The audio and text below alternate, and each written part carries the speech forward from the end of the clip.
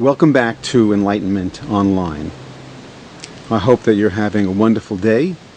It's a kind of on and off cloudy day today with very low foggy clouds hiding the blue sky momentarily, and then 1 minute later the light changes. It's much like life in a way. So questions keep coming into the site, and I'm very happy to have this online discussion with you. Here's the first question. A member writes, what is the best exercise we may practice to deactivate the ego?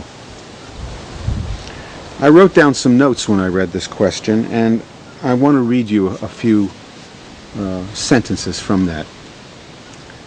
I wrote, where is the ocean without waves?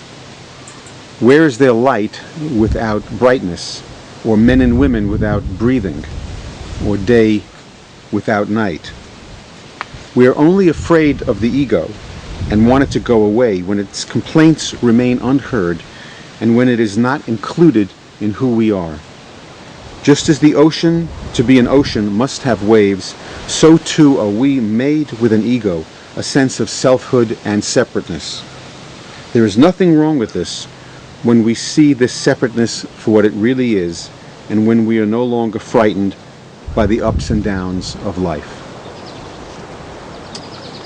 We all start on the spiritual path principally because our very sense of separateness gives us a sense of personal suffering.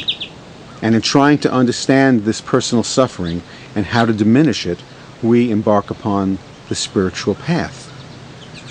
But we have this strange notion that we can find enlightenment by cutting away parts of ourselves, as I've said before. If we make this into a physical metaphor, the absurdity of it begins to reveal itself. It's as if somebody said to you, to be enlightened, you can be enlightened, but you have to cut off your arm, or you have to stop seeing, or to be enlightened, you have to be able to live on air and not by the gross activity of putting food in your mouth and chomping on it and swallowing it. In that case, except for a few die-hard fans, nobody would want to be enlightened because it would seem wrong. It would be, in fact, wrong for us to try to find enlightenment by cutting away parts of ourselves. If we change the word enlightenment to in wholeness, for example, well, then we have a different take on what enlightenment might be, and it might suggest that we need to bring things back to us rather than cut things and make them not part of us. The ego is a problem when it's not integrated and when it's separate. So I continued writing. I said, the spiritual path is not about getting rid of the ego. Waves are the ocean's life, and through them the vast waters are alive with fish and mammals and weather and currents and wind.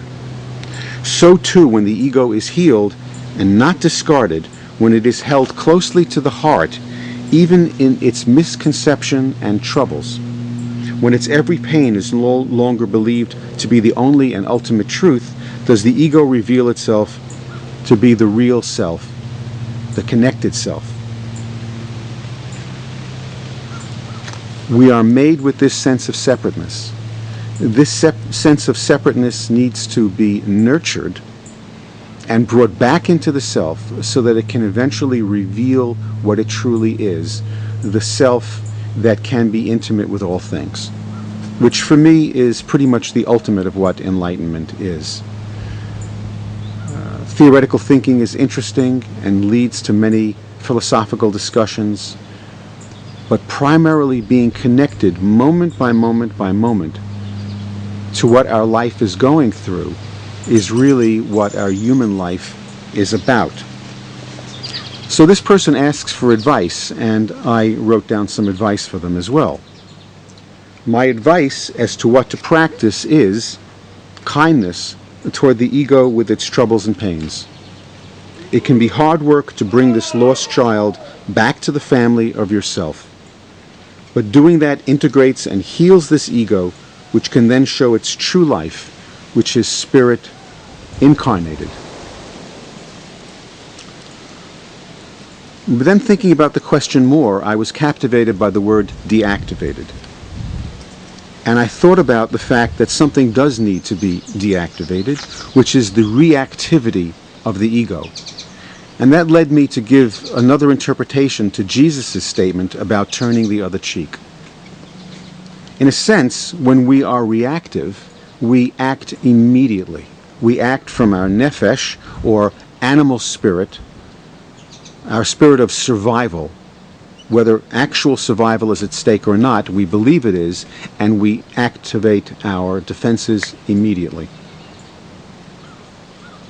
Turning the other cheek, in a sense, can be interpreted as Jesus' suggestion of take a minute, breathe, see who you really are, take a moment, see what happens, before you gather your energy and attack back or run, flight, or fright, as they say.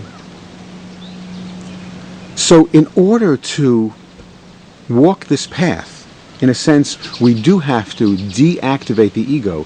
And the ego is deactivated not so much by controlling it, although that helps sometimes too, but by bringing it back in with its fears and with its pains and with its troubles. Because we are only reactive when we are in terror, when we are in strife, when we feel that we are in danger. When the ego is left outside, when it's more and more separate, when it's discarded, it is in danger. And it's dangerous to us and dangerous to other people. But when it's brought back in, when we're intimate with it, we really can't go wrong. Growth happens, enlightenment happens, and we become safe for ourselves and the world. Then another question came in. This writer quotes somebody in the beginning of her question as J.K. I'm going to assume this is J. Krishnamurti. Could be wrong, and I don't know if the quote is accurate, but here's what she says. Here's first what Krishnamurti says. As long as the brain is caught in a pattern of fear, its operation is limited and therefore can never function wholly. She goes on to say, I do understand this as fact and keep experiencing this, as how fear can paralyze forward movement, and I get stuck. No matter what I study, understand, I keep reaching out to any number of sources for support, but I experience this fear and get stuck. Is it possible, she writes, to be totally free from fear? Well, let me say this. Is it possible to have a constantly open heart?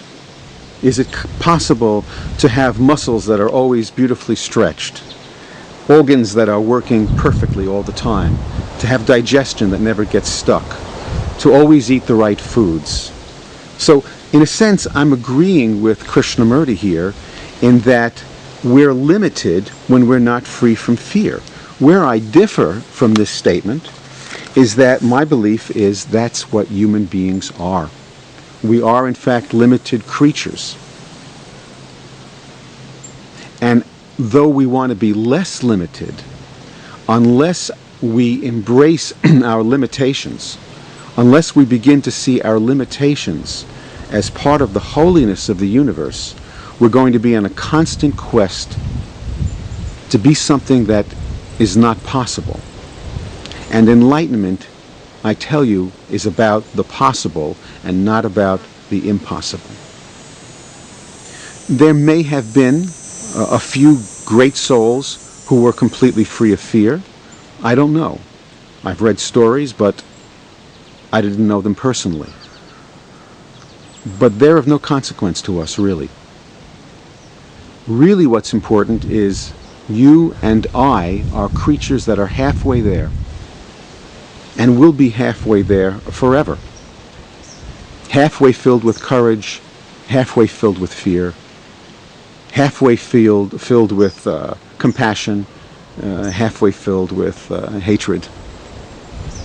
So what we're looking for is a spiritual path for you and me, because this is who we are.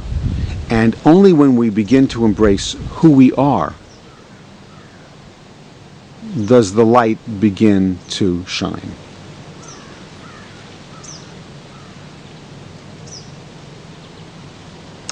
I hope these answers help.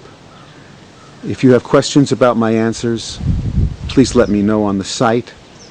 I like nothing more than to engage in dialogue about the spiritual path. All my blessings, and be well.